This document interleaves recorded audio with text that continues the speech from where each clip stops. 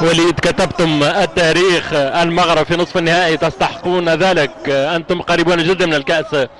مرة أخرى واجهنا فريق كبير، فريق البرتغال بكل ما فيه. نحن رأيتم الإصابات وخرج القائد مزراوي، ولكن من بقي على الميدان قاتل بهذه العقلية. والجمهور الذي يتابعنا وشريدي كذلك تم طرده. كان علينا أن نكتب التاريخ لإفريقيا. أنا سعيد جدا. أنتم غيرتم وجه كرة القدم وخارطة كرة القدم بفضل المغرب التي أصبحت أمة كبيرة. يجب احترام المغرب. ليست مسألة احترام، المسألة هو أننا نتقدم بمواهبنا رغم كل الإصابات اللي حصلت.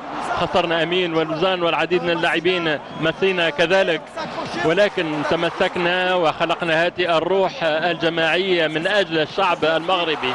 وكذلك إفريقيا عادت على الساحة حتى نتجاوز سقف التوقعات. وليد الركراكي، أنت كتبت التاريخ كناخب وطني عربي. أنت من بين الكبار تكتب التاريخ، فتحت الأبواب لمدربين آخرين. ذلك هي الغاية. من الصعب بالنسبة للمدربين مثلنا الذين يدربون في إفريقيا وكان هنالك شكوك فينا تكتيكيا، لكن نتقدم.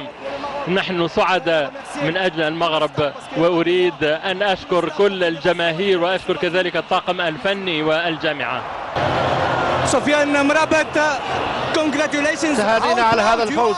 كيف أنت فخور بفريقك الوطني الآن؟ لا، إنه أمر غير متوقع. لقد كانت مباراة رائعة بالفعل، لقد كان أمرا لا يصدق بالفعل، وأنا فخور للغاية. كأننا حققنا حلمنا. أنا أعيش حلما الحمد لله. لقد قاتلتم اليوم بشجاعة وأظهرتم مواهبكم، وتهانينا. لقد كان أداؤكم مبهر.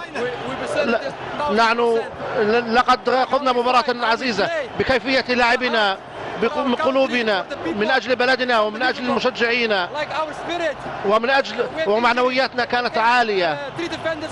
لقد أحرزنا، وكيف دافعنا وكيف أحرزنا الهدف، وكن لهم احتراما كبيرا كل زملائي.